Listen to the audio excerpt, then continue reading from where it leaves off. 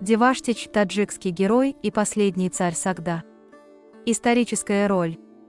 Деваштич был одним из последних представителей древнеиранской элиты Сагда, исторической области, населенной предками современных таджиков. После арабского завоевания Фараруда он возглавил сопротивление и перенес свою столицу из разрушенного Тинджикант в Аршакат. Он писал документы на сагдийском языке, где называл себя Шаханшахом Сагда.